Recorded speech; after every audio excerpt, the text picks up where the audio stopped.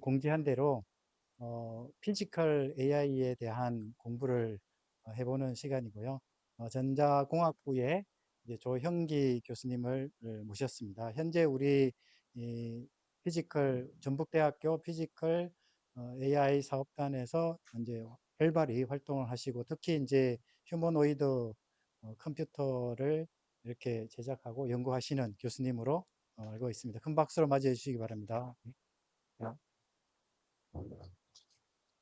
네, 안녕하세요. 저는 전북대학교 전자공학부의 조형기라고 합니다. 오늘은 이렇게 제목과 같이 스페이셜 공간이란 뜻입니다. 공간이랑 그다음에 피지컬 AI 이 두 개에 대해서 네, 배워보도록 하겠습니다. 근데 사실 약간 좀 내용이 좀 어려울 수도 있을 것 같아요. 근데 그 중에 제가 진짜 기초적인 것부터 좀 준비한 자료도 있고 해서 최대한 좀 뭐라도 얻어가실 수 있게끔 노력을 해보도록 하겠습니다. 일단 제 소개부터 하면 저는 조현기고요. 연세대에서 석박을 했고 그다음에 한국전자기술연구원 지능로보틱스 연구센터에 잠깐 있다가 21년도부터 전북대학교에서 일을 하고 있고요. 현재 전자공학부 교수면서 아까 얘기해 주신 대로 전북 그 피지컬 AI 사업단 지금 부단장으로 일을 하고 있습니다. 그래서 제 주 연구 분야는 이런 지능형 로봇의 인식 소프트웨어, 그 다음에 그를 통한 어떤 멀티 로봇 플랫폼 이런 것들을 주로 연구하고 있습니다. 제가 오늘 이제 첫 번째로 말씀드릴 거는 저 스페이셜 AI라고 하는 공간 인공지능이라고 하는 내용입니다. 그래서 저 공간 인공지능이 도대체 뭐냐 요거를 말씀을 드릴 건데, 일단 여기 왼쪽에 있는 것처럼 총 3단계로 이루어져 있어요. 이 스페이셜 AI라는 것 자체가. 그래서 일단 기본적으로 스페이스의 퍼셉션이다. 그게 뭐냐면 공간을 인지한다라는 그런 공간을 인지하는 인공지능입니다. 그 이제 AI는 엄청나게 넓은 분야잖아요. 그 중에서도 이 공간을 인지하는 그런 인공지능이다라고 생각을 해주시면 되고, 이게 왜 중요하냐면 이 공간, 여러분들 사람이든 로봇이든 공간을 인지를 하고 있어야 뭔가 자기가 자율적으로 뭔가 작업을 할 수가 있습니다. 그래서 이 공간 인공지능은 어떻게 보면 피지컬 AI의 기본 중에 기본이다 라고 얘기를 할 수가 있겠고요. 그래서 일단 첫 번째가 이 포즈 트래킹이라고 하는 단계입니다. 뭐 이런 디테일한 것까지는 모르셔도 되는데, 이게 그냥 뭔지를 말씀드리면, 여러분들이 포즈 트래킹이니까 포즈는 현재의 내 위치라고 생각을 해주시면 돼요. 위치를 트래킹한다, 추적을 한다, 그런 뜻이거든요. 그 말 뜻은 여러분들 그냥 이제 지도 앱을 켜보면 내 위치가 계속 내가 움직일 때마다 움직입니다. 내 위치를 계속 트래킹을 하고 있는 거예요. 이 단계가 포즈 트래킹 단계 1단계입니다. 그래서 이 영상을 보시면 이거는 이제 지능형 로봇, 그러니까 모바일 로봇입니다. 그냥 뭐 로봇 청소기 같은 거라고 생각을 해주시면 되는데, 그게 어떤 공간을 이동을 하면서 현재 위치가 여기 이렇게 움직이고 있거든요. 이 위치를 계속 인식을 하고 있는 거예요. 이 단계가 1단계입니다. 그래서 이 지도 케이스나 아니면 지금 오른쪽 이 케이스나 뭐가 주어졌냐면 어, 맵이 주어진 거예요. 지도가 주어진 단계가 1단계입니다. 지도는 그냥 내가 외부에서 갖고 오는 거고, 지도가 있는 상황에서 내 위치를 계속 추적하는 단계, 그게 1단계고요. 그 다음에 이제 2단계로 가면 딱 여러분들 로봇 청소기 생각을 하시면 돼요. 로봇 청소기는 지도가 없어요. 처음에 우리 집으로 데려와가지고 켰을 때 걔는 내 집에 대한 정보가 전혀 없잖아요. 그래서 요즘 이제 로봇 청소기 써보신 분들은 알겠지만 걔가 이렇게 쭉 돌아다니면서 현재 내 집에 대한 지도까지 작성을 하게 되어 있습니다. 구축을 하죠. 그래서 이렇게 위치 인식과 매핑을 동시에 한다고, 그래서 이거를 슬램이라고 하는 기술이 있습니다. Simultaneous Localization and Mapping. 동시적으로 로컬라이제이션, 위치 인식, 그다음 매핑, 맵을 만든다. 그래서 SLAM, 슬램이라는 아주 옛날부터 유명한 그런 기술 분야가 있고요.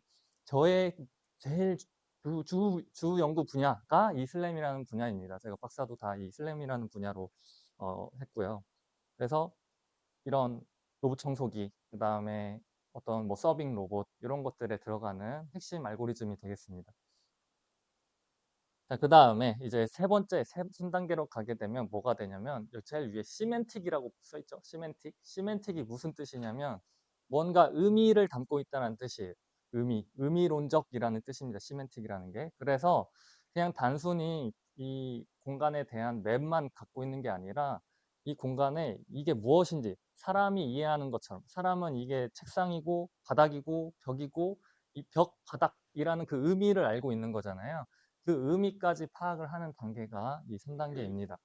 그래서 예를 들어서 이렇게 그냥 그 2단계까지 맵을 그리면 이런 식으로 맵이 만들어질 텐데 여기에다가 이렇게 시멘틱, 의미 정보를 포함을 하면은 저런 식으로 색깔을 나눠줄 수가 있겠죠. 뭐 의자면 의자, 뭐 책상이면 책상, 뭐 침대면 침대 이런 식으로. 그다음에 오른쪽 이 그림은 저희 이제 그 중앙도서관 지하주차장인데 뭐 차량은 초록색, 그다음에 기둥은 주황색, 그다음에 벽은 파란색 이런 식으로 색칠을 해 놓은 거거든요. 그러니까 그런 의미까지 파악을 하게 되니까 이 의미에 대한 정보까지 맵에다가 포함을 시킬 수 있는 그런 단계입니다. 3단계는. 자, 이게 여기까지가 이제 가장 인트로, 스페이셜 AI의 3단계 있습니다. 그 이제 첫 번째 코드 트래킹, 두 번째 매핑, 세 번째 이제 시멘트까지 이렇게 3단계가 있는 거고요. 이거를 이거에 관련된 저희가 주로 하는 연구들 좀 몇 가지 소개해 드리도록 하겠습니다. 첫 번째는 비주얼 로컬라이제이션 앤 슬램이라고 해서 슬램, 아까 비주얼 슬램인데 이 비주얼이니까 비주얼은 뭐냐면 이미지를 가지고 한다는 뜻이에요.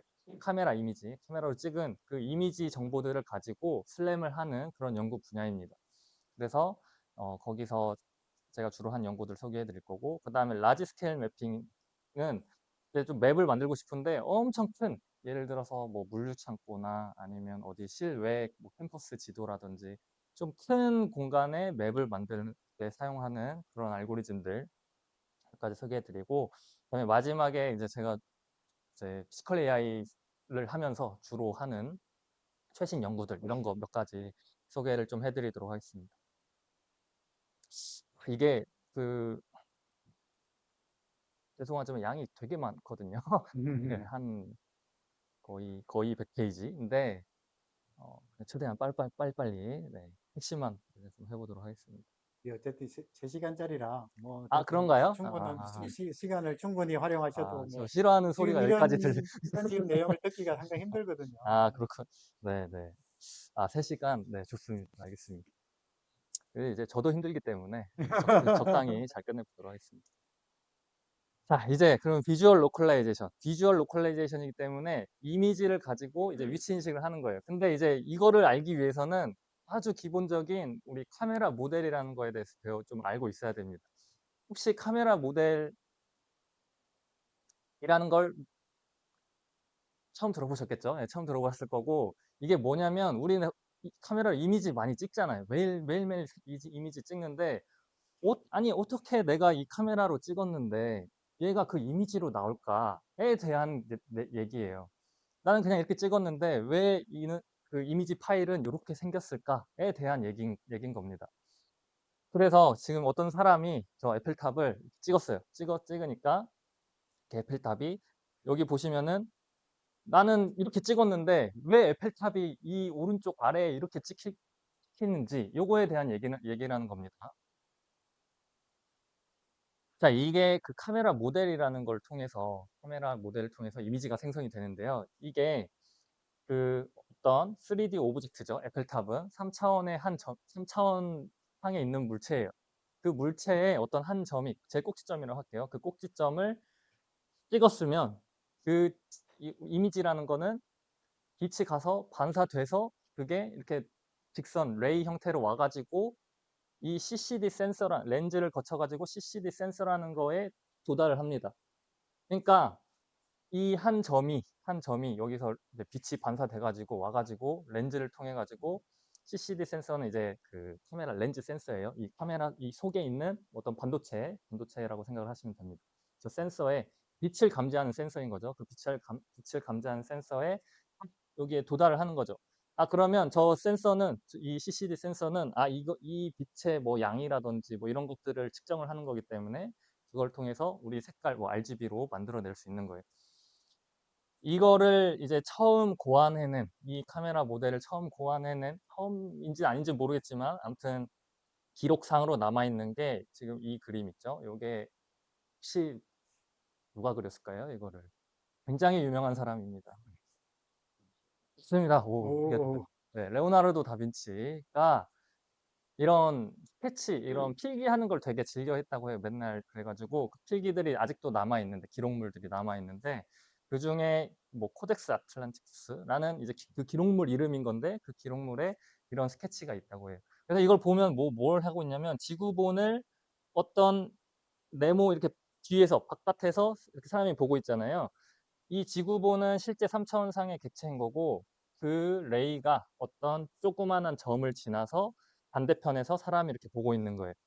그럼 딱 보면 아시겠지만 이만큼 이게 이렇게 가가지고 여기에 맺히는 상, 그거 우리 상이라고 하잖아요. 그 상을 기록하는 장치인 거예요. 이 카메라라는 것 자체가. 죄송합니다. 약간 수식이 있는데 어렵지 않습니다. 여기까지. 이게 아주 간단한 건데 예를 들어서 지금 요거는 이제 알고 가시면 되게 유용한 정보입니다. 지금 이게 카메라 원점이에요. 이 카메라가 렌즈가 있는 부분이에요. 그래서 내가 이렇게 찍고 있는 상황이고, 에펠탑이 한 이쯤 있는 상황인 겁니다. 앞에 있는 상황이에요. 이렇게 찍고 있는 상황이고, 이 상황에서 저기 오른쪽 위에 PXYG, 이게 3차원상의 한 점, 이 꼭지점이라고 할게요. 이게 라지 XYG라고 되어 있는 부분. 그게 이렇게 와가지고 요 카메라 CCD 센서에 맺히는 그런 상황입니다. 자, 그러면 저 라지 XYZ라는 거는 3차원상의 한 점이잖아요. 뭐 10, 뭐 5,1 이런 식으로 좌표 값이에요. 3차원상의 좌표 값. 그러면 좌표라는 거는 축이 정의가 되어 있어야 좌표가 있는 거예요. 어디가 원점인지를 정의가 되어 있어야 좌표가 있는 거예요. 그래서 카메라에서는 무조건, 그러니까 무조건, 네, 이렇게 약속을 했어요. 사람들끼리. 이런 식으로. 좌표축을 이렇게 정하자고. 이게 뭐냐면, 저 그림이 이제 2차원에 표현되어 있기 때문에 약간 어려울 수 있는데, 3차원으로 얘기하면, 이게 보는 방향의 오른쪽 방향이 X축이에요. 아래쪽 방향이 Y축이에요. 앞으로 가는 방향이 Z축이에요. 모든 카메라 그 좌표축은 이렇게 정의가 되어 있어요. X, Y, Z 이렇게. 그렇기 때문에 지금 이 빨간색 저거는 앞으로 나오고 있는 축이고요. Y는 아래로 내려가고 있는 거고 Z축은 앞으로 이렇게 가고 있는 그 축이라고 이제 머릿속에 이제 3차원상으로 저거를 이렇게 인식을 하고 계시면 되겠습니다. 자, 그러면 그리고 그래서 여러분들이 보셨을지 모르겠는데 보통 이런 컴퓨터 상에서 이런 축 같은 거를 보면은 이렇게 빨간색, 초록색, 파란색으로 이 축을 표현을 하거든요. 그게 이 이미지가 RGB로 나오잖아요. 그래서 RGB가 빨간색, 초록색, 파란색으로 그 좌표축을 표현을 하는 겁니다.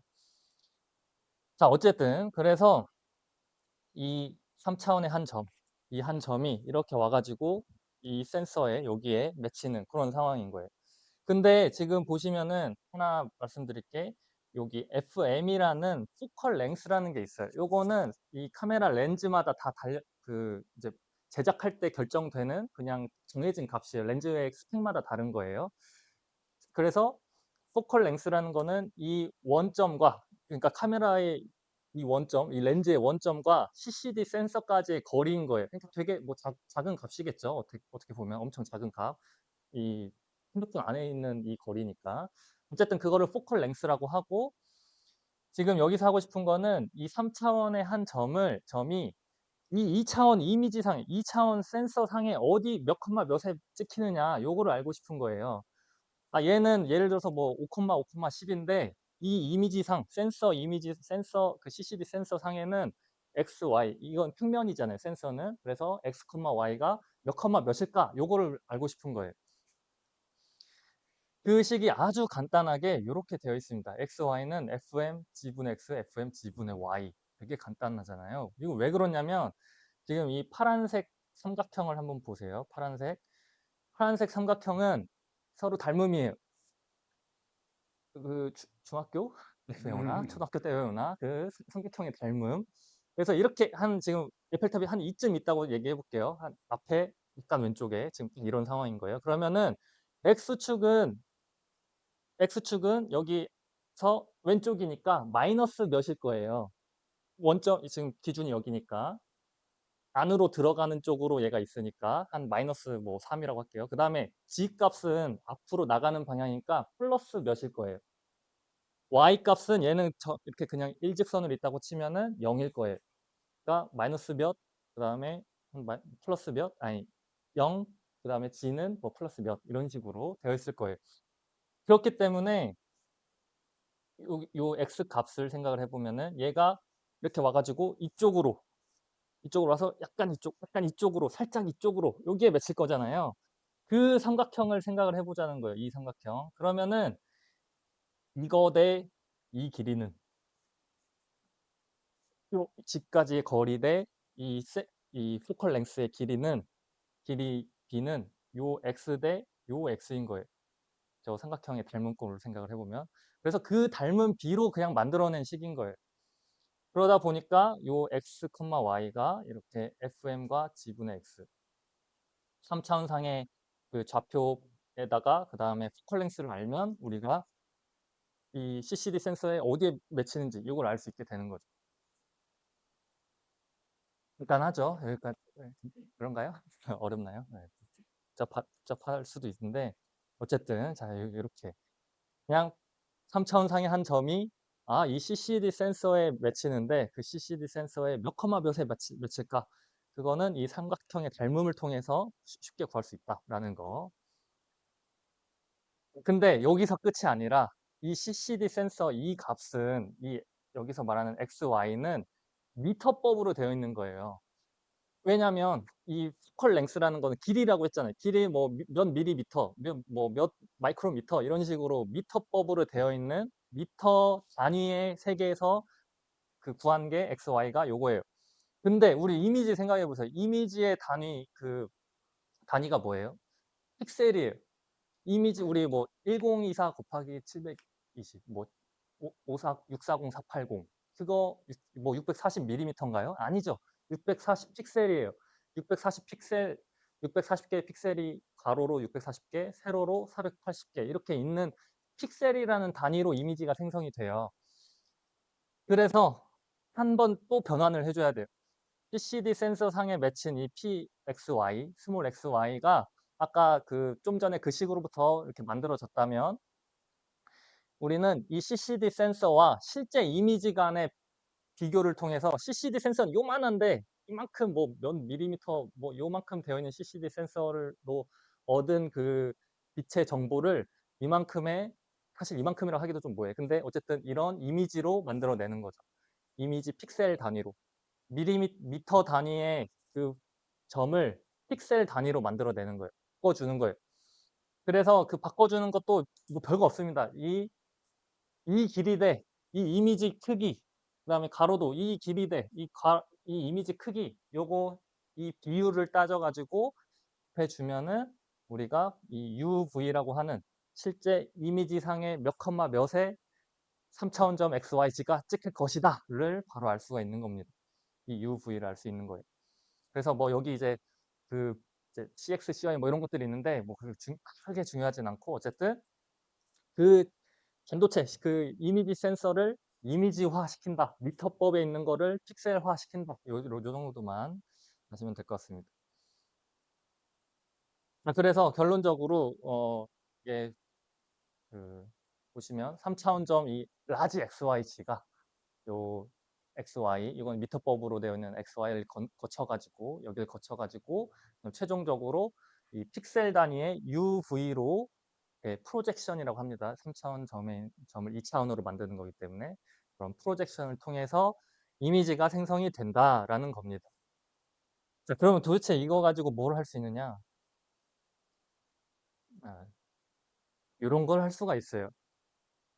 자, 예를 들어서 지금 이제 어떤 분이 사진을 벨타 앞에서 실제로 이렇게 찍었어요. 그랬는데 이미지상에 이 애기가 250 픽셀로 나왔고 단위가 250 픽셀이 있는 거고 그다음에 에펠탑이 670 픽셀로 나왔어요.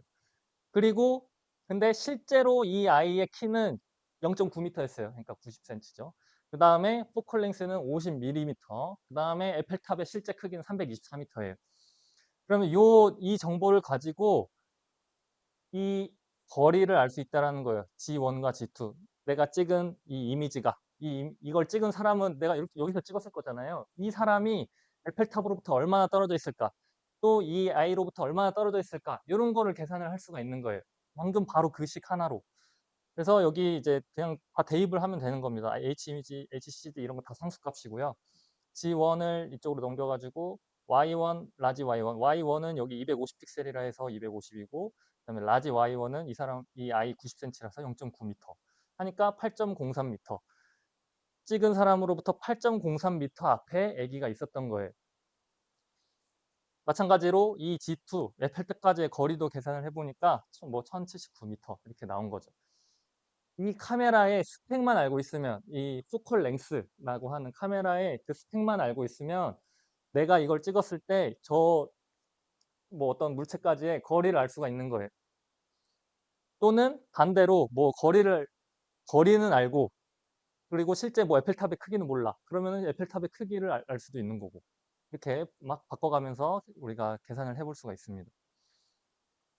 자, 그래서 이제 예를 들어서 이 사람이 여기가 1000m가 이쯤이라고 해요. 그래서 실제로 한 저쯤에서 찍었는데, 뭐 당연히 옛날 사진이기도 하고, 그 다음에 당연히 오차도 좀 있고 하니까 많이 이렇게 엄청 정확하지는 않겠지만 어느 정도 에펠탑 한 이쯤에서 찍었을 거다라고 추정을 할 수가 있다라는 겁니다. 근데 지금 여기까지는 사실 되게 간단한 건 게 거리만 했어요. 사실은 방향도 알아야 되거든요. 그래서 거리랑 방향까지 아는 게 이 비주얼 로컬라이제이션입니다. 그리고 방금까지는 어떤 그냥 정해진 수식 안에서 이걸 했는데, 이거를 좀 더 이제 우리 인공지능 시대잖아요. 인공지능을 통해서 이 이미지가 어디에서 찍혔을까? 이미지의 좌표를 알고 싶은 거예요. 이미지를 찍은 그 카메라의 좌표를 알고 싶은 거예요. 그래서 전북대 도서관을 제가 이렇게 찍었어. 그러면 이 한 장의 이미지만 가지고, 어떤 인공지능이 한 장의 이미지만 가지고 내 위치를 예측을 해주는 겁니다.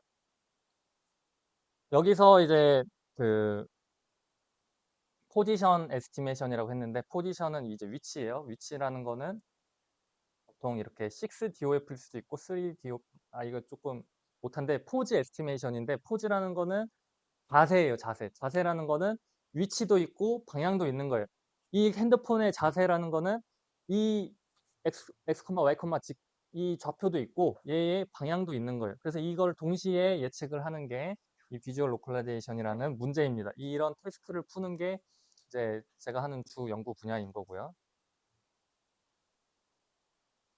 그래서 사실 당연히 이 분야도 어마어마하게 많은 연구 결과들이 있습니다. 그래서 이제 리트리벌 메소드, 뭐 피처 베이스 메소드, 리그레션 베이스 메소드, 이렇게 또 다양한 그 가지로 연구들이 많이 진행되고 있는데, 제가 많이 다 뺐어요. 이거 소개 엄청 많았는데 그거 싹 빼고 몇 가지만 보여드리도록 하겠습니다. 먼저 첫 번째로 피처 베이스드 메소드라고 되어 있는데, 이거는 피처라는 거는 특징점이에요. 특징점이라고 하는 거는 이미지 상에서 뭔가 특징이 될 것 같은 애들이에요. 예를 들어서 그냥 제가 이 바닥을 만약에 사진을 찍었어요. 여기는 특징이 별로 없는, 왜냐하면 다 똑같고 뭔가 특징이 될 수가 있는 게 없잖아요. 근데 만약에 제가 이쪽을 찍었어요. 그러면은 특징이 엄청 많죠. 막 저런 뭐 코너 점이라든지 막 아무튼 되게 알록달록하고 다양한 특징들이 나올 수 있는 그런 환경인 겁니다.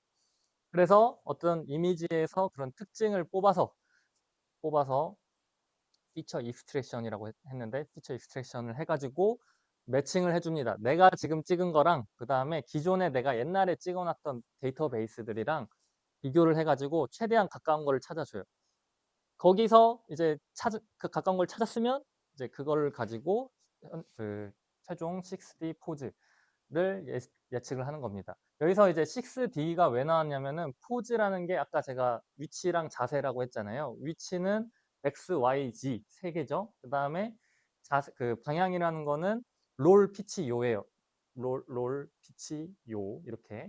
그래서 이것도 3개입니다. 그래서 3 플러스 3 해가지고 6개잖아요. 우리가 추정을 해야 되는 변수가 총 6개인 거예요. 그래서 6DOF라고 합니다. 6 Degree of Freedom이라고 해서 6자유도 포즈를 예측을 해주는 겁니다.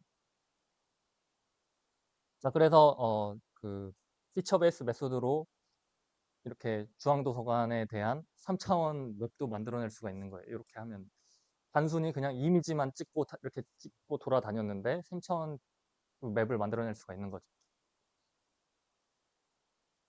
자, 근데 이 피처 베이스의 장점 그리고 단점이 있습니다. 장점은 굉장히 좀 정확해요. 왜냐면은 미리 그 데이터베이스들을 쭉 쌓아놓고 거기서 이제 쿼리를 찾아서 매칭을 하는 거기 때문에 좀 정확하지만 사실 잘 안 써요. 왜냐면은 그러니까 예전엔 많이 썼는데 요즘은 너무 이게 계산량이 많고 메모리도 많이 들고 이런 문제들이 많이 발생을 합니다. 그래서 뭐 멀티플 스테이지, 롱 매핑 타임, 시간도 오래 걸리고 아무튼 이런 다양한 문제들이 나는 거고요. 이제 제가 주로 하는 거는 이 Scene Coordinate Regression이라고 하는 방식입니다.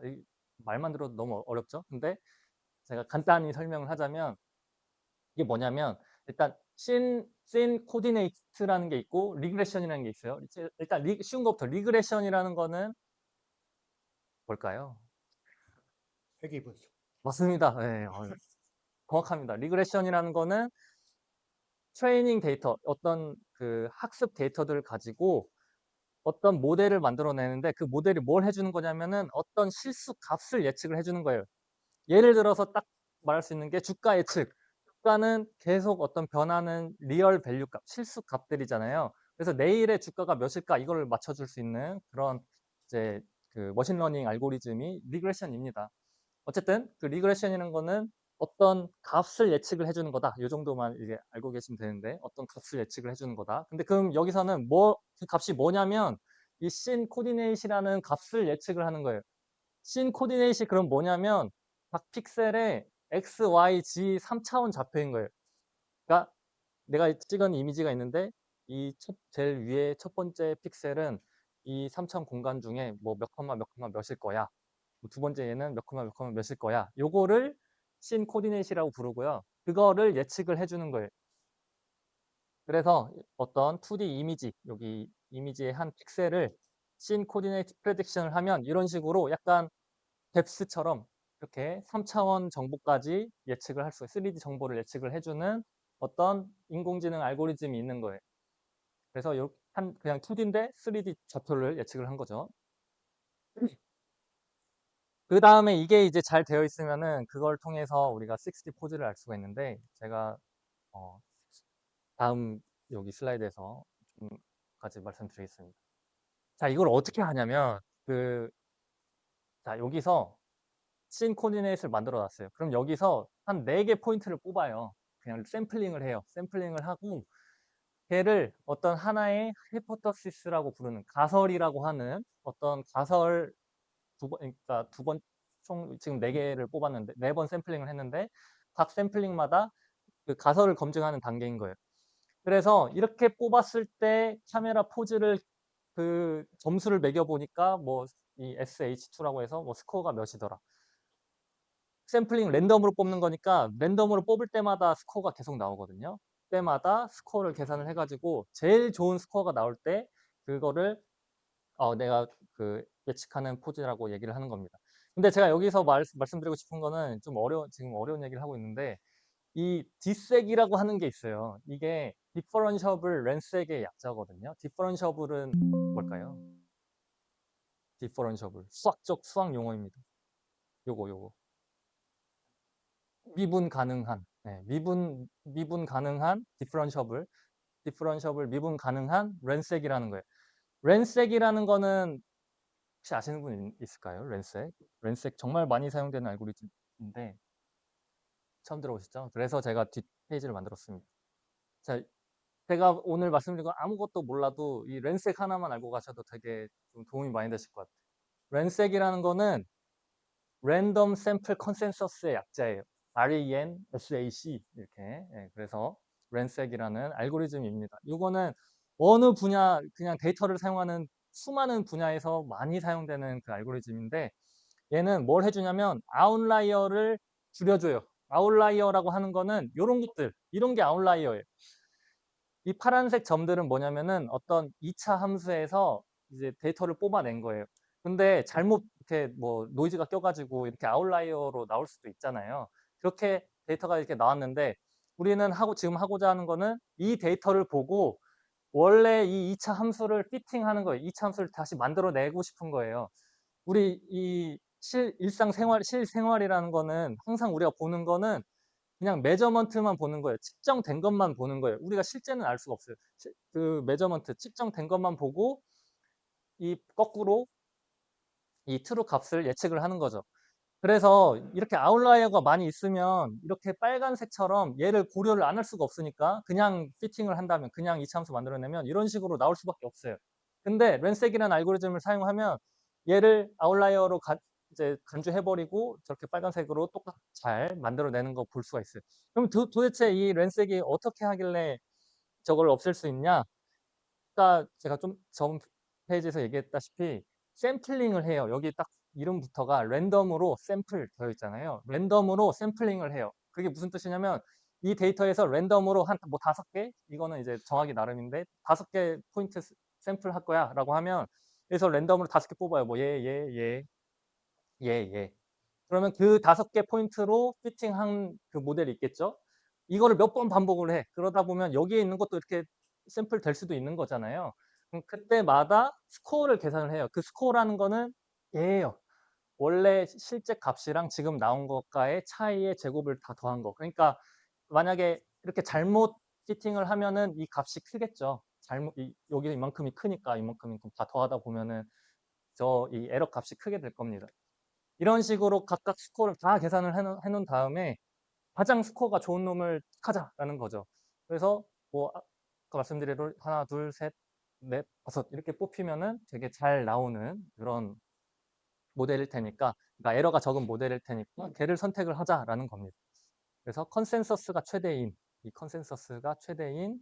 이 모델을 선택하는 이 알고리즘이 렌색이라는 알고리즘입니다. 그래서 제가 이 렌색을 왜 나왔냐면 저 뒷색이라는 것부터 나왔는데 렌색은 그냥 수학적으로 표현을 하자면 저 오른쪽에 제가 조그맣게 써놨는데 어떤 argmax, sj, hj 이렇게 되어 있어요. 이게 무슨 뜻이냐면 아까 얘기한 대로 스코어를 중에 맥스 가장 높은 스코어를 가지고 있는 이 hj 하이포터시스 그 피팅 가설 모델 그거를 찾는 게 이 렌색인데 사실 이 맥스라는 거는 디퍼런셜을 하지 않아요. 미분 가능하지 않아요. 저 함수 자체가 원래. 근데 이 뒷색이라는 거는 걔를 미분 가능하게 만들자라는 그런 아이디어에서 출발을 한 겁니다.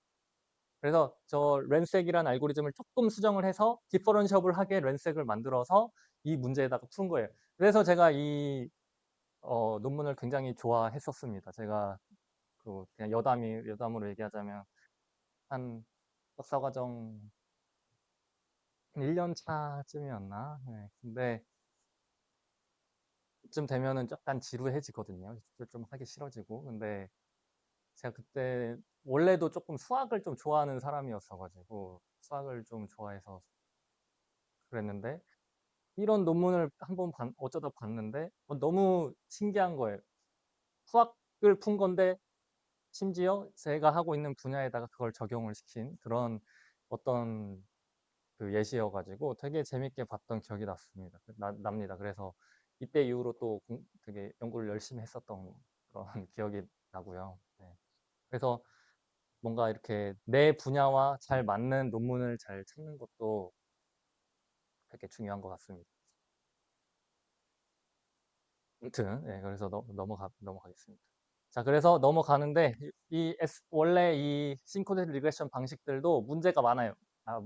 많다고 하면 좀 그렇고 있습니다. 뭐냐면은 그 가장 큰 문제점이 뭐냐면은 이미지를 보고 내 위치를 찾는데 요런 막 그 하늘 뭐 아니면 땅 이런 것까지 다 고려를 해서 찾게 되어 있어요. 그냥 기본적으로. 근데 내가 어딘지 찾고자 할 때 하늘 보면서 내 위치 찾나요? 아니잖아요. 어떤 뭐 건물이나 아니면 어떤 특정 무언가 특징이 되는 걸 보고 내가 그걸 찾잖아요. 그래서 이런 그 문제가 있는 걸 이제 보고 저희가 아이디어를 내 가지고 새로 개발을 한 게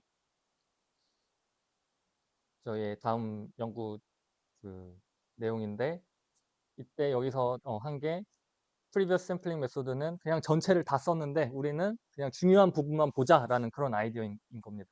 음. 그래서 나온 게 뭐 요런 spatial attention and edge context라고 하는, spatial attention은 저거는 이제 여러분 딥러닝 쪽에서 attention이라고 하는 그 메커니즘이 있습니다. attention이라는 거는 내가 관심이 있는 영역을 찾는 그런 그 딥러닝이거든요. 그래서 spatial이니까 공간 중에 관심이 있는, 그래서 이 이미지 데이터들이 엄청 많을 거잖아요. 그중에 얘한테 도움이 되는 거를 "너가 한번 학습을 해 봐."라고 해 가지고 공간적으로 어디가 더 중요한지를 지가 알아서 판단하게 만드는, 예 그런 어떤 모듈을 추가를 했고, 그다음에 엣지 디텍터라고 해서 이미지 상에서 엣지가 어디 있는지를 찾아주는 그런 디텍터 알고리즘들이 많이 있습니다. 그래서 그거를 이렇게 융합을 해 가지고 이 신코디네이트 리그레션에 적용을 해 가지고 좋은 결과를 얻었다. 예 결론적으로. 예 굉장히 이런 디테일한 이런 거 보시면 이제 무슨 생각 드시나요? 음. 그냥 네. 그러니까 그런 느낌 들죠? 인공지능 같아? 예, 그겁니다. 그래서 어떤 이제 익스트랙터를 통해 가지고 이런 걸 우리 텐서라고 불러요. 그런 이제 벡터의 확장 개념인데, 텐서로 그 피처를 만들어 놓고 그거를 학습을 돌리면 가능 됩니다. 그래서 이런 모델을 만들어 가지고 이제 학습을 한 거고요. 그래서 이제 결과를 좀 보시면은 그냥 그냥 기존 원래 있던 연구들은 이렇게 이미지 전체에서 이 피처들을 뽑아 가지고 그 내 위치 인식에 사용을 했었는데, 지금 우리가 제안한 걸 보면은 이렇게 뭔가 빌딩 위주, 이렇게 좀 중요할 것만 같은 곳에서만 샘플링을 해 가지고 사용을 하더라라는 그런 결과를 확인을 할 수가 있었습니다.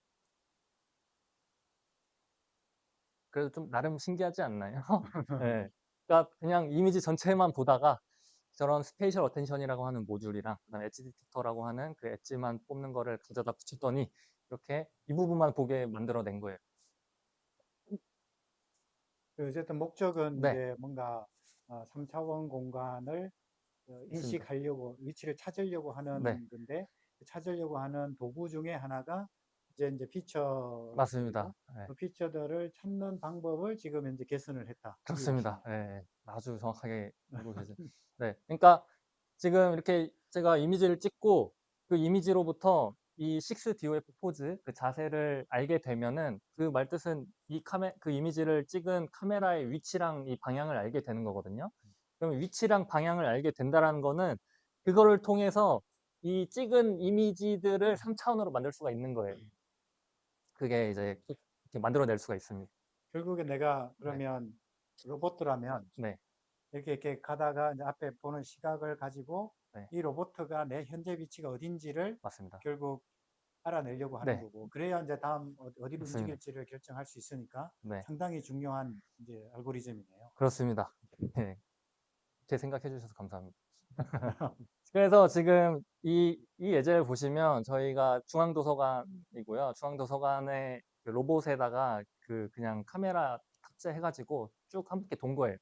한 바퀴 돌면서 이미지 쭉 시퀀스를 얻은 겁니다. 그걸 가지고 방금 한 알고리즘을 적용시켰더니 이런 3차원 3D 맵이 만들어진 거죠.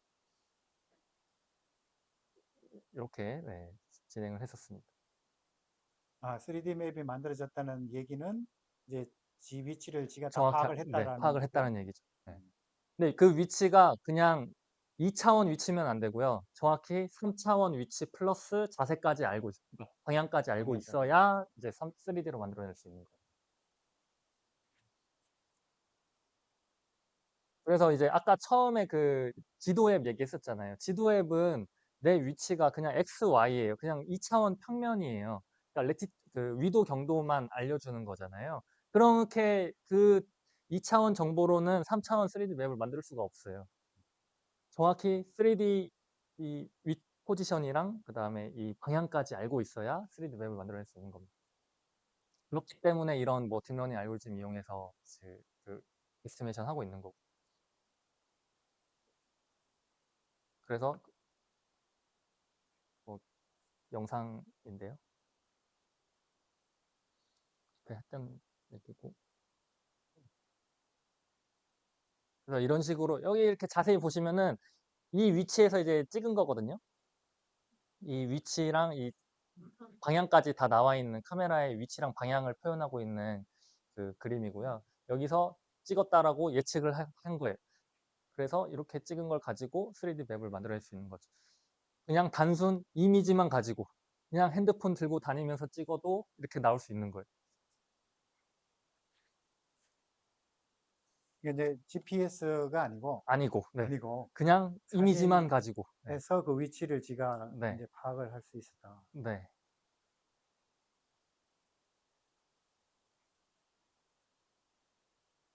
자, 지금, 어우, 뭐야, 시간이 벌써. 자, 그러면 이게 좀 큰일 났네. 그러면 좀 많이 빠르게 넘어갔습니다. 여긴 넘어가도 될 것 같고요. 제가 처음에 그 스페이셜 그 AI의 3단계가 뭐라고 했을까요? 기억나시는 분 있을까요? 3단계. 맞습니다. 시멘틱. 시멘틱. 그 의미론적 정보까지 가야 3차원이라고 했어요. 방금까지 보여드린 영상은 2단계까지였어요. 그 뭔가 의미는 없었거든요. 그냥 점들인 거지. 근데 거기에다 이제 의미를 부여를 하고 싶어서 이제 이런 연구를 했었습니다. 의미를 부여하고 싶어서 쭉쭉 넘어가서 진짜. 의미를 부여하고 싶기 때문에 사람의 언어를 여기에다가 넣어준 거예요. 사람의 언어라고 하면 이런 것들이에요. 이런 이미지에서의 뭐 윈도우, 뭐 빌딩, 뭐 트리, 뭐 스카이 이런 사람의 언어 정보를 여기에다가 인코딩을 시켜준 거예요. 맵에다가. 그러면은 그 맵에는 그 사람의 언어 정보까지 들어있는 거죠. 그럼 뭐가 좋냐면 그런 로봇한테 명령 내리기가 좋아요. 아, 너 저기 문까지 가봐. 라고 하면 원래 2단계 맵으로는 갈 수가 없어요. 문이 어딘지를 모르니까. 근데 이런 언어 정보가 들어있는 맵이 있다면은 거기까지 갈 수가 있는 거죠. 그래서 이제 예를 들어서 지금 보시면은 뭐 Where is the plant? 이렇게 물어보면은 식물이 어디야? 라고 하니까 아, 저기에 있는 것 같아요. 라고 예측까지 할 수 있는 그런 알고리즘이고 요거는 이제 좀 제가 자랑할 만한 게, 좀 자랑하기 좀 그렇지만, 저희가 그, 이번 6월에 이크라라고 그런 로보틱스 캡티어 컨퍼런스가 있거든요. 거기에서 이제 발표될 그런 논문입니다.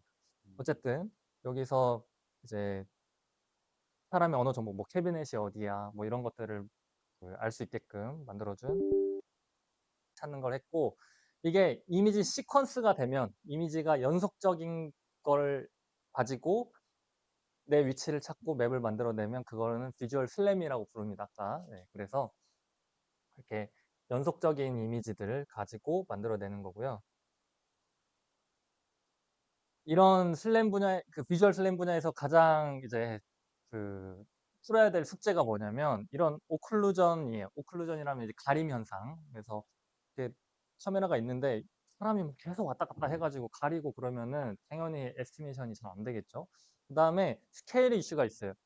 그러니까 저 피사이사타. 이게 가까이서 큰 거를 멀리서 찍은 건지 작은 거를 뭐 가까이서 찍은 건지 뭐 이거를 그 알 수가 없다라는 그런 문제가 있습니다. 그래서 오클루전과 스케일 이슈가 항상 문제인데 저는 그걸 해결하기 위해서 오클루전은 이렇게 어라운드 뷰 이미지를 사용을 했습니다. 그래서 여러분들 그 차량 요즘 차에는 다 서라운드 뷰 웬만하면 탑재되어 있잖아요. 그 이미지를 가지고 아까 했던 똑같은 그 비주얼 슬램들을 수행을 하겠다라는 겁니다. 그 다음에 IMU라고 하는 센서가 있어요. IMU는 Inertial Measurement Unit이라고 하는 관성 센서거든요. 관성 센서는 각속도랑 가속도를 알 수가 있어요. 그래서 내가 얼마만큼 이동했는지를 그거를 측정을 해주는 센서예요. 그래서 되게 조그만 그런 센서가 있습니다. IMU라고 하는. 그래서 산업에서 엄청 많이 사용되는 그런 센서입니다. IMU.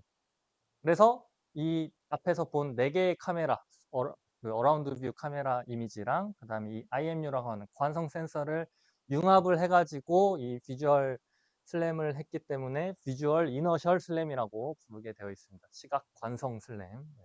그래서 이게 제가 학교 오고 나서 초창기 때 이제 좀 만들었던 로봇이고요. 요즘은 잘 사용을 하진 않지만, 네, 어쨌든 되게 유용하게 잘 썼던 네, 로봇입니다.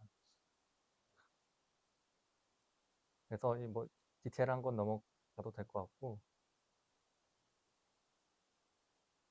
그래서 요거는 이제 저희가 그 어라운드 뷰 카메라에다가 이런 뎁스 에스티메이션이라고 해가지고 각 픽셀까지의 거리를 해주는 그런 인공지능이 있습니다. 그것도 적용을 시키고, 그다음에 IMU를 사용을 한 그 IMU 센서 정보를 사용을 한 피처 트래킹, 피처 간의 매칭을 하는 것도 하고, 그다음에 이 뎁스 정보를 활용을 해가지고 뭐 3차원 맵도 만들어내고, 그래가지고 저런 그 지하 주차장에 3차원 3D 맵을 만들어냈다라는 거고요. 그래서 이런 식으로, 그러니까 오클루전이 저희 이제 학생들이 앞으로 막 해, 이거 우산 들고 왔다 갔다 막 하면서 실험 데이터 얻어가지고 한 결과고요. 이렇게 사실 어떻게 보면 엄청 과장해서 한 거죠. 누가 막 우산까지 들이면서 가리겠어요. 근데 그렇게 가려도 잘 되더라라는 겁니다. 그 다음에 이제 아까 보셨던 시멘틱 정보에다가 슬램에다가 시멘틱 정보를 합쳐가지고 저희 중국대 캠퍼스입니다. 중국대 캠퍼스를 차를 끌고 앞에다가 카메라 붙여가지고 차를 끌고 쭉 돌아다니면서 이렇게 맵도 만들 수가 있어요. 이 맵이 의미하는 바가 뭐냐면은 이 파란색 부분이 드라이버블 리전이라고 해서 이쪽 분야에서 이제 주행 가능 영역이라고 부르거든요. 그러니까 주행 가능 영역이라는 거는 차량이 갈 수 있는 곳을 얘기를 해요. 예를 들어서 계단이나 뭐 이런 데는 차가 갈 수 없잖아요. 가면 안 되잖아요. 사고 나잖아요. 그래서 갈 수 있는 영역을 아는 게 되게 중요한데, 이런 자율주행 분야에서 이 갈 수 있는 영역의 지도를 만들 때 이렇게 시멘틱에다가 이 슬램 정보를 합쳐가지고 만들어내는 겁니다.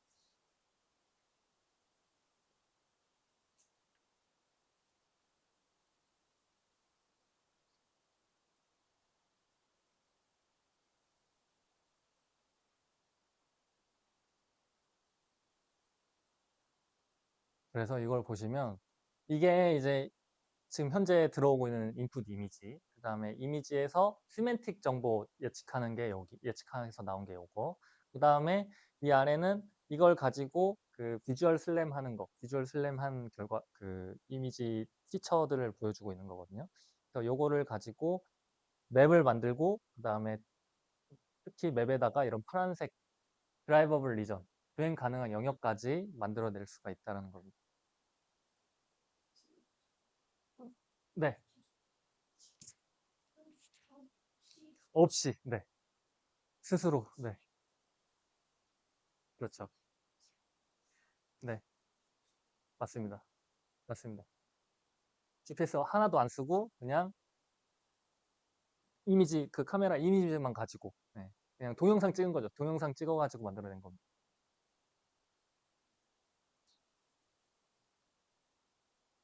이런 게 비주얼 슬램이라는 분야고요. 그다음에 근데 어쨌든 간에 네, 뭔가 저기 기준점은 있어야 될 거 아니에요. 맞습니다. 굉장히 근데 아주 중요한 질문 하셨는데, 슬램이라는 거는 기준점이 처음 시작한 곳이 그 기준점이에요. 0,0이 처음 켰을 때가 0,0이거든요. 그래서 기준점을 만약에 만들고 싶다라고 하면 GPS 정보랑 이제 결합을 시키긴 해야 돼요. 그래서 아까 이제 위성 사진에다가 이렇게 오버래핑을 했잖아요. 그거는 저희가 웹 만든 거를 이제 거기다 이렇게 임의로 그럼 이제 시작점에서부터 아까 네, 6D OF, 네, 네, 포즈를 뭐 각 점에서 다 수집을 한 다음에 이제 계산을 해낸 다음에 네, 그걸 갖고 이제 이렇게 있는 거네, 결국. 맞습니다. 네, 방금 이제 그 맞습니다. 이어지는 그 선은. 네, 네, 네. 그러니까 이 트레지토리라고 하는데 그 경로는 이제 다 예측을 하는 거고 슬램으로 만들어내는 거고 그다음에 이제 시작점이 절 지도상에 어디다 딱 표시를 해주니까 맞습니다. 이제 네, 그게 이제 이렇게 네, 겹쳐져서 우리가 네, 보는 이제 도로가 네, 결국 네. 되는 거거든요. 그러니까 위성 사진이라는 거는 그거는 절대 좌표인 거잖아요. 위도 경도라는 건 절대 좌표잖아요. 그래서 그 절대 좌표 값을 주면은 이제 그거에 맞춰 가지고 이렇게 전체 맵을 만들어낼 수 있는 거죠. 네.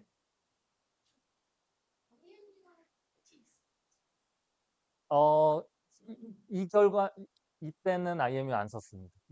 여기서는. 네. 네, 카메라만 가지고 있었어요. 저 영상에서.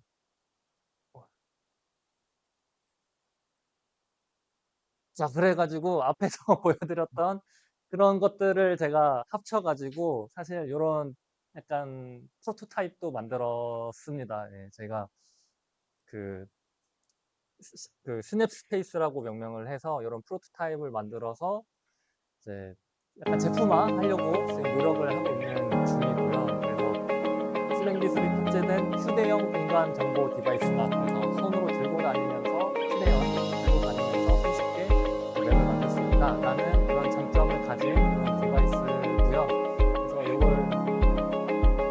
CS에 부착을 해가지고 나왔습니다. 혹시 상관없습니다. 맞습니다. 그 얘기를 이제 이게 뭐야? 안 하세요? 하세요. 네, 여기 있습니다. 아, 예, 하. 그래서 올해 초였죠. 올해 1월에 학생들이랑 가서 그 영상 만들어서 제출해가지고 상을 받았고요. 뭐 좋은 경험이었습니다. 그리고 이거 얘기 조금만 더 하자면 이게 저희가 모듈형으로 만들었거든요. 이제 왜 모듈형으로 얘기했냐면은 사실 들고 다니는 것뿐만 아니라 뭐 다양한 로봇 플랫폼들이 있어요. 요즘에 뭐 휴머노이드도 있고 모바일 이런 사축보행 하는 것도 있고 그냥 휠 베이스로 가는 모바일 로봇도 있고 하니까 다양한 곳에 이렇게 딱 붙였다 바로바로 할 수 있게끔 하고 싶어가지고 이렇게 모듈형으로 만들어서 그 제작을 했습니다.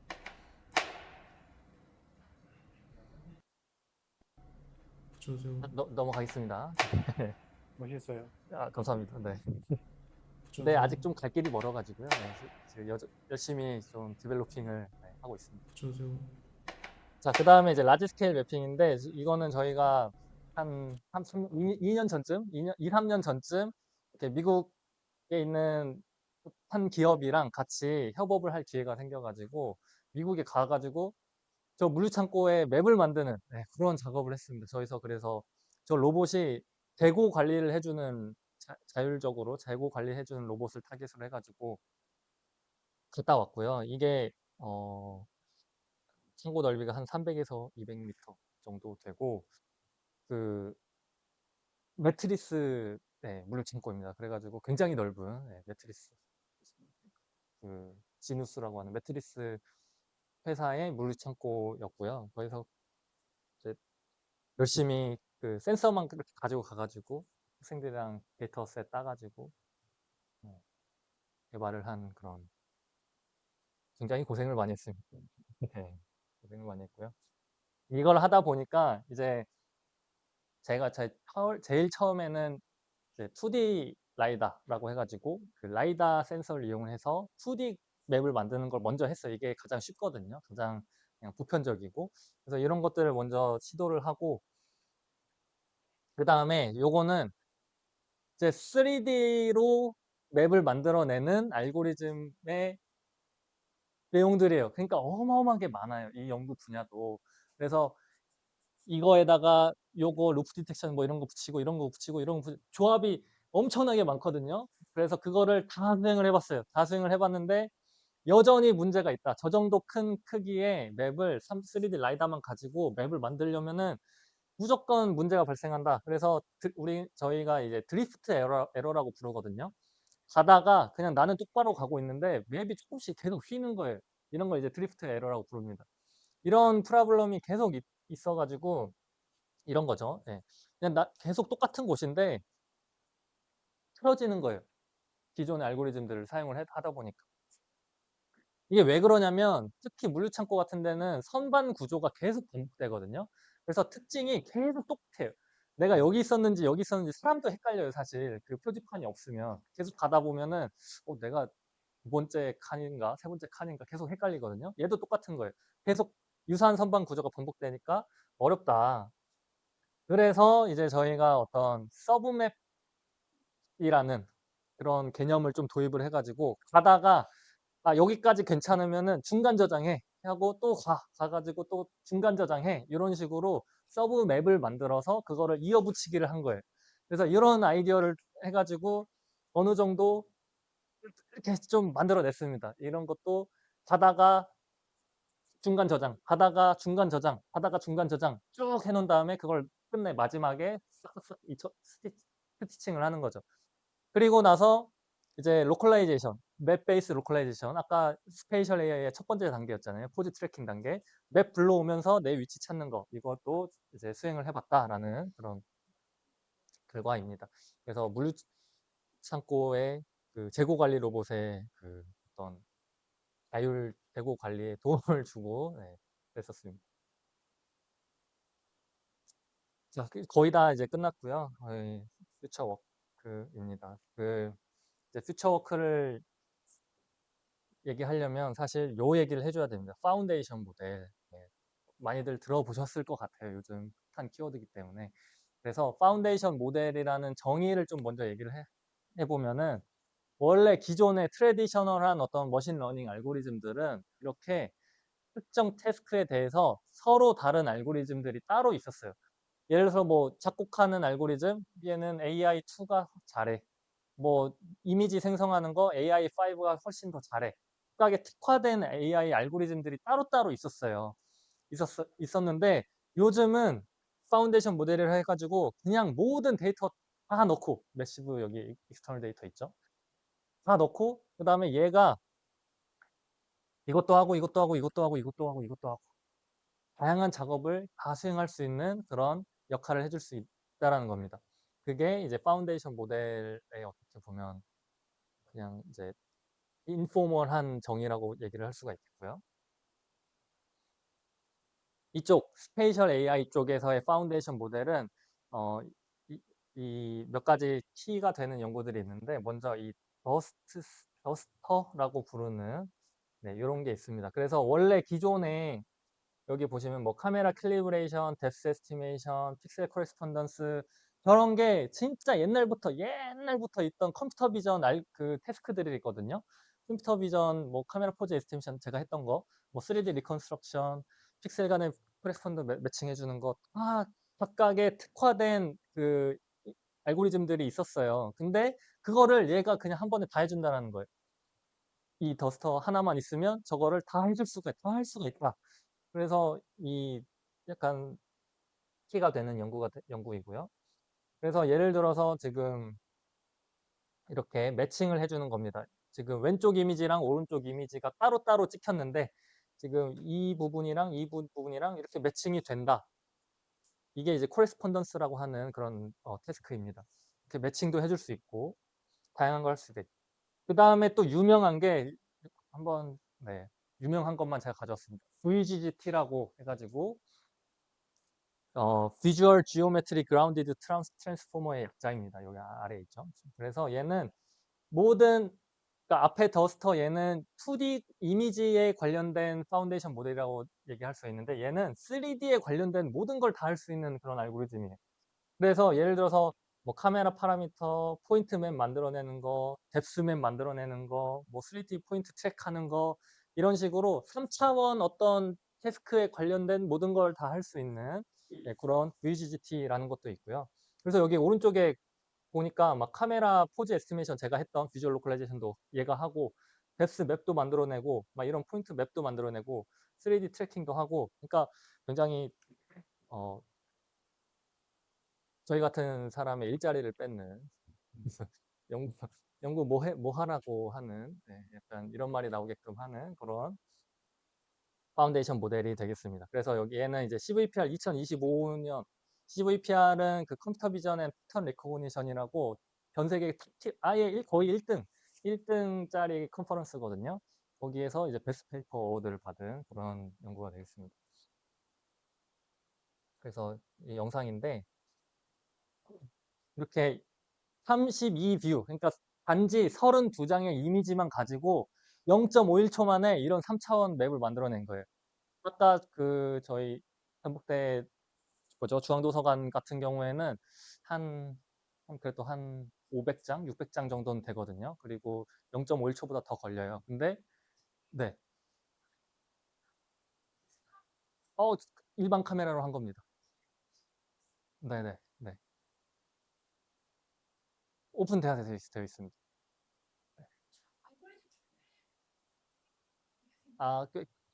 좀 좋긴 해. 네네. 그냥 뭐 이렇게 바로 산업에서 쓸 수 있는 그 정도는 안 되고요. 어쨌든 아직 연구 단계니까. 네. 그래서 네, 요것도 뭐 128장의 이미지만 가지고 지금 이렇게 만들어낸 거예요. 네. 그러니까 어마어마한 거죠.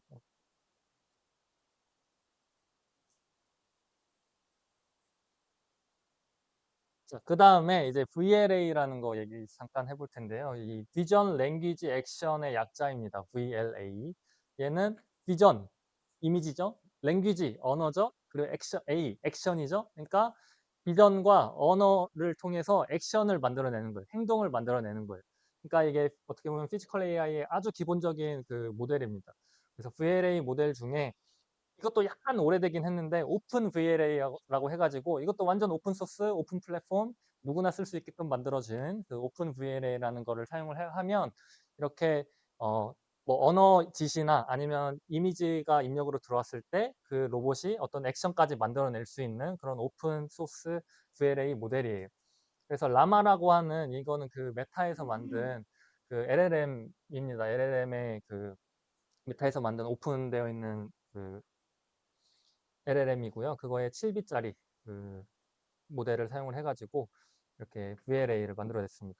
그래서 네. 그리고 또 유명한 모델 중에 하나가 이 파이 제로, 이제 파이 뭐 0.5 이런 식으로 버전이 업데이트되고 있는데 어쨌든 피지컬 인텔리전스라는 그룹에서 만든 파이라는 모델이 있습니다. 그래서 이것도 파운데이션 모델이기 때문에 이런 식으로 다양한 태스크를 이제 시킬 수가 있는 거예요. 뭐 제로샷, 스페셜라이즈드 이런 식으로 뭐 셔츠 개라, 뭐 드라이어 열어라, 뭐 이런 식으로 다양한 태스크들을 수행할 수 있게끔 만들어져 있는 네, 이것도 오픈되어 있고요. 오픈 소스 VLA 모델입니다.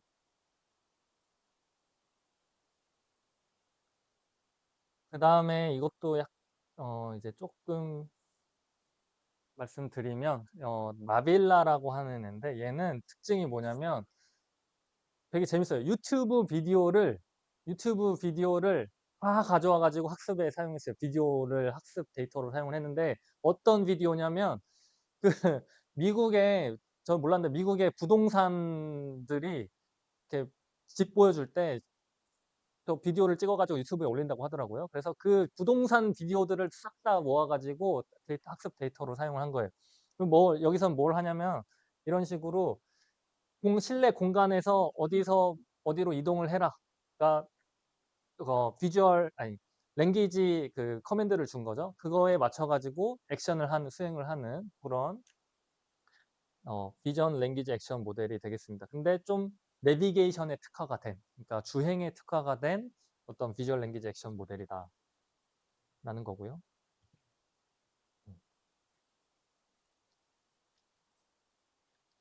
그래서 이게 저도 좀 뭔가 먹고 살아야 되잖아요. 뭘 먹고 살아야 되나 고민이 항상 많은데 예전에는 이렇게 디텍션, 검출, 뭐 어떤 사람 검출하는 알고리즘, 세그멘테이션, 아까 그 시멘틱 뭐 세그멘테이션 하는 거, 디퓨전 그 이미지 생성해 주는 거, 뭐 널프 그 3D 맵 리프레젠테이션 하는 거, 뭐 랭귀지 쪽, 레인포스먼트 러닝, 강화학습 쪽, 뭐 슬램 이런 분야가 각각 따로따로 놀았다면은 요즘은 이게 그냥 다 이렇게 짬뽕이 되고 있는 퓨전이 되고 있는 그런 형국이 아닌가라고 이제 보고 있고요. 그래서 네, 뭘 해야 될지 참 네, 고민이 많습니다. 네, 그렇습니다. 여기까지입니다. 뭐 제가 연구한 거랑 그다음에 앞으로 하고 싶은 거, 하고 있는 거 그런 것들을 좀 소개해 드렸고요. 네, 긴 시간 동안 네, 잘 들어주셔서 감사합니다. 네.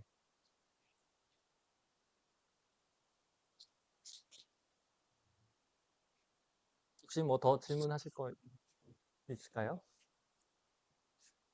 뭐 오늘 재밌는 주제죠, 그죠? 근데 아마 질문들이 많이 있을 것 같아서 네, 혹시 질문 여기 대표님, 배 대표님 여기 질문을 많이 중간에 하셨는데 좀 관련성이 있는가요? 근데 지금 교수님 강의해 주신 내용처럼 네. 이게 고차원의 기술들을 저희가 사용하고 있는 게 아니라서 네. 그래서 굉장히 유익한 네, 강의 들었습니다. 감사합니다. 네, 뭐를 만들고 감사합니다. 있나요? 뭐를 만들 예정이신가요? 저희는 지능형 IoT의 아, 센서들을 가지고 시스템을 구성하고 있어서요. 네, 그 정도만 하고 있습니다. 네. 예, 네. 원장님. 안녕하세요. 저 전북경제통상진흥원장입니다. 네. 오늘 그 피지컬 AI 협회장하고 그 운영진들도 같이 만나서 이야기 나누고 식사했었는데요. 그러니까 전북에서 피지컬 AI 실증이 5년에서 한 10년 정도 더 연장해서 진행된다고 볼 때 지금 현대상용차, 현대자동차 그룹이 들어오고 제조 라인으로 또 군산의 HJ중공업이 HD 현대중공업 조선소 인수하게 되고 이렇게 되면 두 개의 가장 큰 말하자면 제조 라인이 들어오잖아요. 선박하고 상용차. 근데 저렇게 피지컬 AI를 하다 보면은 로봇도 결국은 현대차가 로봇을 제작한다고 그러니까 로봇 파운드리 옆에 붙어 있는 서플라이 체인도 많이 들어와야 되고 네. 그다음에 피지컬 AI 관련돼서 에이전트 AI라든가 온 디바이스 AI라든가 AI 소프트웨어 업체들도 심지어 팹리스 회사까지 여기 다 들어와야 되는데 그러한 미래 성장 신산업에 속해 있는 기업을 유치 지원 활동을 해야 되는 저희 입장에서는 이게 어떤 산업군에 어떤 테마들을 정해서 이야기를 해야 되는지 그 말씀 좀 해주시고요. 기거나 내가 나스닥에 상장되어 있는 실리콘밸리의 에이전트 AI 업체가 전북으로 오겠다. 연락 온 거예요. 그다음에 그 바깥에 있는 이런 그 업체들이 피지컬 AI 때문에 전북으로 이전하려고 하는데 뭐 어떻게 도와줄 거냐 이런 질문들을 하거든요. 그 실제로 이게 현대차 그룹이 구조 투자한다 그러면서 뭔가 붐이 있는 것 같은데 이제 두 번째 질문은 피지컬 AI 실증을 전북에서 할 때 전북의 토종 기업들이 저 피지컬 AI를 어떻게 실증을 받고 어떤 제품, 어떤 솔루션을 만들어낼 수 있는지 도움을 받아서 요런 것도 한번 이야기 좀 해주시면 어떨까? 예. 네, 제가 그런 좀 정책을 하는 사람이었으면 답변이 잘 되었을 것 같은데요. 그러니까 첫 번째 질문은 뭐였죠? 첫 번째. 어떤 산업군이 그 이제 저는 그냥 잘 모르겠지만 그냥 저의 경험상 얘기를 해드리면은 제 경험이라고 하면은 저희 연구실에 학생들이 와가지고 연구한 다음에 그다음에 졸업을 해서 이제 취직을 하고 이렇게 되잖아요. 근데 거의 대부분 제가 그 졸업생이 뭐 많진 않지만 그래도 한 5명 정도 되는데 거의 대부분이 다 판교로 가요. 네. 판교에 왜 가냐라고 이제 살펴보면은 거기에 그런 IT 기업들이 다 당연히 거기 다 있잖아요. 그러니까 어떻게 보면은 되게 좀 안타까운 거죠. 그런 기업들이 여기 있었으면은 학생들도 별로 안 가고 싶어 하거든요. 집값도 비싸고 뭐 그런데 그냥 여기에 그런 좋은 IT 기업들이 있었으면 그냥 여기 가면 좋았을 텐데 라는 뭐 그런 생각이 일단 첫 번째 드는 거고요. 네. 그러니까 사실 딱 어느 한 세트라고 얘기하긴 좀 그렇고 근데 저는 어쨌든 좀 로보틱스 관련 기업들이랑 많이 알고 하니까 저는 로보틱스 기업들이 많이 들어오면 좋을 것 같다고 생각하고 네, 알겠습니다. 네. 네, 그리고 두 번째 질문이 두 번째 질문이 전북 토종 기업들이 토종 기업들이 어떻게 활로를 해야 되나? 그것도 이제 저희 피지컬 AI 사업단에서 굉장히 이제 관심을 갖고 이슈 사항으로 갖고 있는 게 실제로 작년 POC 사업에서도 전북 도내에 있는 기업들을 대상으로 그런 피지컬 AI를 적용시키는 실증 사업을 했던 거고, 그리고 앞으로도 저희가, 그러니까 이 체계가 학교에서는, 그러니까 전북대에서는 좀 연구 중심의 어떤 피지컬 AI 실증을 하고, 그 다음에 그거에서 그치지 않고 기업들도 와가지고 그 기술들을 사용을 해볼 수 있는 그런 공간 테스트 베드를 만들려고 하고 있는 거거든요. 그래서 제가 봤을 때는 그냥 모든 기업들이 사실 다 연관이 있다고 생각이 들고요. 그게 연관이 없는 기업이 없을 것 같고, 최대한 많은 그런 그 의견들을 청취를 해가지고 이 전북도 내에 좋은 테스트베드를 만들어내는 게 가장 큰 숙제라고 생각합니다. 뭐 그래야죠. 네.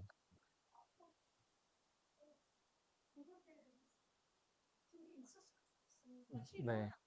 이 기술의 격차가 너무 크기 때문에 네네. 저희도 하고 싶은데 어떻게 진입해야 될지를 모르니까 네.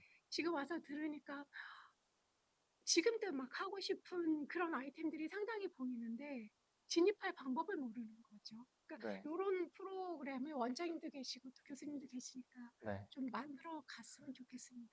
네. 저희가 또 피지컬 AI 사업에 그런 기술 확산이라는 또 그 부분이 있거든요. 그래서 그쪽에 잘 녹여볼 수 있도록 제가 네, 해보도록 하겠습니다. 네.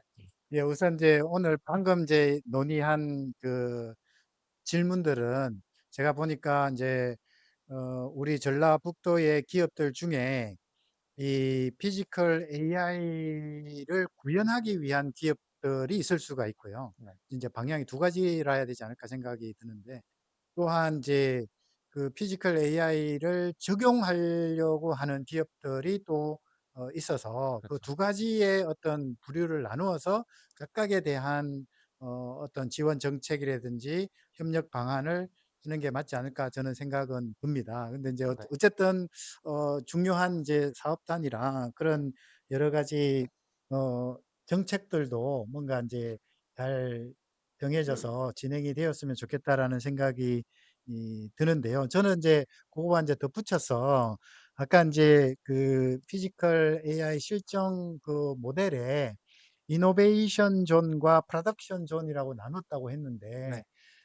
현재 아까 이노베이션 존은 이제 상당히 많이 이제 좀 구현이 되었고, 네. 좀 이렇게 데모를 할 수 있는 이제 수준인 것 같은데, 혹시 이제 아까 저기 원장님 말씀과 좀 비슷한 이제 얘기인데요. 프로덕션 존에서는 우리 학교는 이제 매뉴팩처링을 이제 실정하는 것으로 되어졌다라고 이제 네. 했는데, 결국 프로덕션 존에는 어떤 거가 이제 만약에 설치되었으면, 네. 만약에 설치가 안 되었으면 향후에 어떤 게 설치가 될 것인지가 좀 궁금합니다. 그래서 네. 예를 네. 들면 이제 며칠 전에 또 뉴스를 봤는데, 카이스트도 똑같이 실정 맞습니다. 모델을 만든다고 하면서, 그럼 여기도 만들고 저기도 만드나 이렇게 했더니, 카이스트는 이제 물류에 관한 네. 이제 실정 모델로 만들고 있고, 또 우리는 매뉴팩처링으로 만든다고 하는데, 네. 과연 이제 매뉴팩처링으로 어떤 내용이 들어가는지가 지금 아까 이제 이노베이션 존에 대한 얘기를 많이 이제 해주셨는데, 그게 이제 좀 궁금합니다. 사실 그 프로덕션 존이 사실 더 잘 돼 있고요. 제가 자료가 있을까요? 네. 시조를 이동. 네. 예, 없으시면 역시 기대했던 대로 상당히 재미있는 내용이었고요. 또 우리 피지컬 AI가 우리 학교가 상당히 잘 해내고 있구나라는 것을 확인할 수 있는 시간이었던 것 같습니다. 이런 내용들을 바탕으로 여러분들이 뭐 여러분들이 계시는 직장이라든지 아니면 기관에서 어떻게 협업하고 어떻게 활용할 수 있는지를 잘 파악하고 널리 전파되어서 우리 전북대학교도 발전하고 피지컬 AI도 발전했으면 좋겠다라는 바람을 가지면서 우리 마치도록 하겠습니다. 교수님께 큰 박수 부탁드리겠습니다. 네, 감사합니다. 너무 늦게 끝낸